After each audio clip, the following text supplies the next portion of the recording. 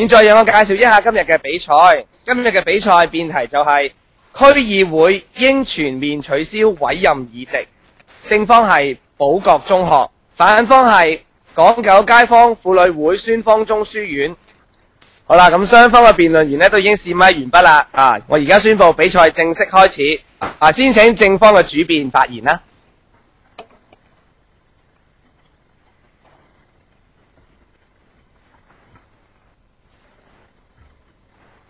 試咪，主席、評判、有方同學，大家好。今日嘅辯題係區議會應全面取消委任議席。本港自82年設立區議會，作為政府喺地區事務上嘅諮詢成員。根據區議會條例第61條，佢嘅主要職責係收集民意，就地區事務向政府提出意見。其次係參與管理地區嘅公共設施，以及推行各項嘅社區活動。現時全港18區共設有534個區議員，當中405個為民選議員，102個為委任議員，27個為鄉議局當然議員。其中委任議員嘅組成方法就唔需要經過地方選舉，而係由行政長官直接委任嘅。今日我方就以應然性、有效性同弊處3方面去解釋點解區議會應全面取消委任議席。第一，就應然性而言，設立區議會嘅主要目的係要反映地區嘅民意啦，為市民就向政府提出意見。但係委任嘅議員係由政府選出，而並非由市民選出。委任所產生嘅議員係咪真係可以能夠反映市民嘅意見呢？因此，委任制度實際上係違反咗設立區議會嘅目的，違反咗區議會作為市民與政府溝通橋樑嘅原意。況且委任制度亦違反咗代議政制內一人一票嘅選舉精神。根據香港大學民意調查中心喺07年進行嘅調查顯示有近50%嘅市民係贊成取消區議會委任議席㗎。而根據04年嘅青少年參與公共事務調查顯示有近86%嘅青少年就係贊成取消區議會嘅委任議席添。由此可見民意對委任制嘅反感。第二，就有效性而言，根據政府06年嘅區議會檢討報告書指出，設立委任議員嘅作用就係要引入社區嘅領袖同埋專業嘅人士啦，等佢哋嘅專業知識就可以協助區議會。但係委任議員係咪真係可以做到呢個功能呢？現時區議會嘅日常工作就涉及不同範疇嘅工作啦。全港就有102個委任嘅議席，而平均每區就大約只有5名嘅委任議員。單靠呢幾個所謂專業嘅人士，係咪真係足以可以提高咁多範疇嘅專業意見呢？其實透過聘請唔同嘅專家或者顧問公司提供唔同角度嘅計劃書俾區議會效果都同樣理想嘅。再者現時每一區都設有分區委員會啦，佢哋嘅成員已經係由政府委任㗎啦。政府要聽取唔同專業人士嘅意見但係可以透過分區委員會作出諮詢啦，根本唔需要架床疊屋，重複委任區議員嘅工作。第三，從弊處方面分析現時區議會嘅委任制度問題叢生。委任制本身欠缺一個公平公正嘅機制，冇一個客觀嘅標準去決定委任議員嘅人選，純粹係政府黑箱作業，由內部決定委任嘅人選。結果喺缺乏透明度之下，市民好容易會擔心呢啲委任嘅議員會唔會漠視市民嘅利益呢？以一面倒咁支持政府嘅立場，而且區議會嘅委任議席會唔會變成政府籠絡各政黨嘅工具同埋政治籌碼呢？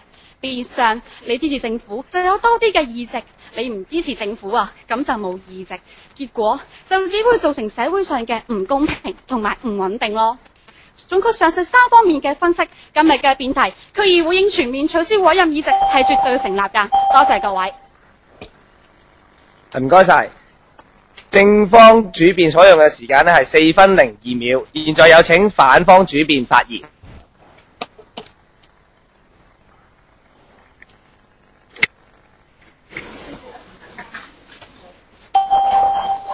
主席、評判、有方同學大家好啊！今日嘅辯題係區議會應全面取消委任議席。喺呢個操作層面上呢，即係議會嘅運作因而出現嘅問題，我方嘅隊員之後會向大家講解嘅。咁頭先咧，有方同學都講過啦，區議員主要工作咧就係就不同嘅地區事務啊，向政府提供意見，亦可以直接參與呢個改善地區環境啊、民主事務等等啦。咁收集市民嘅意見，向政府提供意見，都係佢哋嘅工作之一啦。咁政府係可以透過區議員聽到市民嘅聲音，但係直選頭先我聽到有方同學提及到話有一個唔公平嘅現象。咁但係直選議員同埋呢個委任議員嘅人數上面係咪都有個唔公平嘅現象？單靠你講嘅所講嘅唔公平，咁其實唔可以直接套用喺呢個層面上面啦。咁呢個直選議員，咁呢個委任議員其實政府係睇佢嘅能力去決定嘅喎。咁委任議員嘅工作能力啦、貢獻啦係得到肯定嘅喎。咁如果係真係好嘅話，咁梗係佢會被委任㗎啦。咁唔通政府話呢個議員，我覺得佢委任咗佢之後，佢可能會做唔到嘢，咁政府仲會唔會去委任呢個議員去擔當呢個角色，去做呢個責任呢？咁頭先有方同學提及到啦，就話委任議員會違反咗呢個選舉啊、民主啊咁，即係呢個問題。咁但係我想話俾有方同學聽啦。咁委任議員可以係一個保障嘅喎，保障啲乜嘢呢？直選議員並唔係一定即係佢你選舉嘅時候，你可能見到佢表面上宣傳單張呢位議員好似好好咁，個市民就會話佢好似為到我哋社區做嘢啦，咁我決定我選佢咯。咁但係事實上佢嘅工作能力，佢嘅長期嘅工作能力係需要佢喺被直選啦，成為正式嘅區議員嘅時候咧，先可以得到肯定嘅。咁如果當佢真係無奈佢嘅工作能力表現唔係太過好嘅話，咁又可以由呢個委任議員去彌補翻呢個不足啊嘛。同埋聽到頭先有方同學提及到有關呢個請專業人士去代替呢個委任議員，咁請專業人士係咪即係話將委任議員轉化為一個顧問嘅形式喺呢個區議會上面出現呢？咁根據現代漢語詞典啦，顧問係某方面有某方面嘅專業知識啦，咁係提供個人或者機關團體諮詢嘅人喎。咁議員啊，喺議員當中係有正式嘅代表資格啦，係有表決權嘅成員。咁既然兩者嘅唔同，點解有方同學要將佢哋兩個比較？有方同學要將佢哋提出話，認為佢咁樣係對於我哋嚟講係好啲嘅，可以俾更多直選議員去表達市民嘅意見呢？